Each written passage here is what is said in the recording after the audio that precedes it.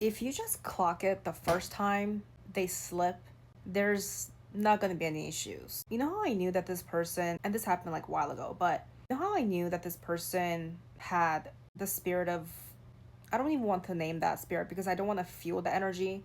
I always tell you, like, these spirits love being recognized. So the more you speak of their names, the more they feel powerful. So I don't want to acknowledge this, but it is a spirit that is known for messing up communication, that's known for creating distorted realities.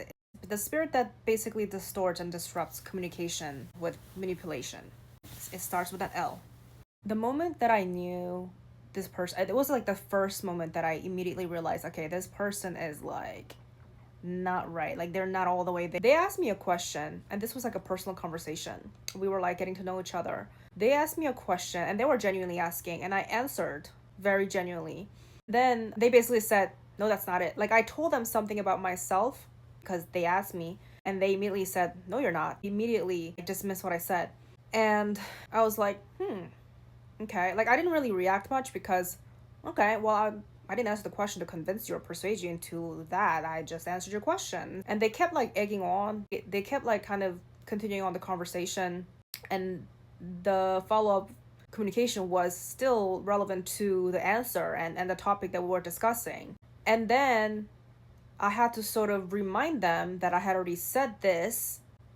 And they were like, wait, what? They were acting confused. And I said, yeah, I told you. I wasn't joking when I said this. And then I also pointed out the fact that you basically dismissed what I said when I told you this up front. And he was like, I didn't do that. They immediately denied the fact that they literally dismissed my answer when I upfront told them what I was talking about, or rather the answer to their question. And then I kind of stopped talking. I was trying to figure out what was happening. And then I could see that they were getting anxious because I kind of stopped talking because I was trying to figure out what the hell was going on. Because I could also genuinely tell that they were they were serious.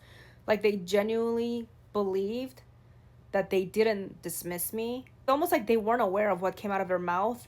There's inconsistencies in what they're saying, and it's like they don't even know what's coming out of their mouth. And so when people question them, they either deny it or they get confused or they cause confusion. They cause confusion in you. Again, that's a trait of that spirit. So that moment was the first time that I clocked it, that something wasn't right, because that's not a normal behavior. This is very different from like a mundane moment, because everybody has a moment of like, okay, wait, I didn't hear you well. Like, you know, people sometimes don't hear shit well, so sometimes we have to like, get it repeated to ourselves. No, it's not one of those moments. It's a very specific thing that I'm talking about here. And that also happened when we were just getting to know each other. So that means that like this person had to be on their best behavior, basically. So when that moment happened, they were like nice about it. They were like, oh, if I said that, like, I'm sorry. Like they were kind of like nice about it. So check this out. So that was in the beginning of like us getting to know each other. But you see, that core trait of causing confusion in communication, that definitely continued to show up in our communications throughout the next weeks and months. And I knew, nah, I am not mixing my energy with this. I am not even giving you my energy, because what would even happen progressively over time is now they are getting more of my energy. So they're not even like being nice about it anymore. They would overreact to me questioning them on what they said because they can't stay consistent with what they're saying. So me kind of like holding on to their words that they're saying to kind of show it to their face like a mirror. It's like, hey, you're saying this, and there's always like, oh no, I didn't say that. It's like there's never like this straight line, clear communication or that, not communication, like the consistency. I'm not talking about frequency of communication. I'm talking about the consistency. Like if you say something, do you know what you're saying?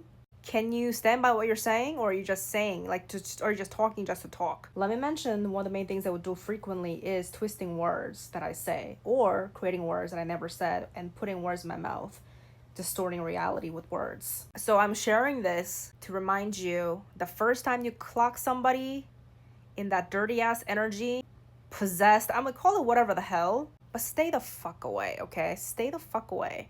Again, the way you feed it more is by giving it more attention, engaging more. So people who are not aware of this, and people especially who are like very egotistical about being right, are going to like keep engaging, you know, trying to prove them wrong, trying to say that you're right. But that's what they want. They want your argument. They want your emotions. They want your engagement. They want to drive you crazy. Like, that's their whole point. They will specifically and purposefully cause confusion to drive you crazy. The first time you clock something in somebody, let it go.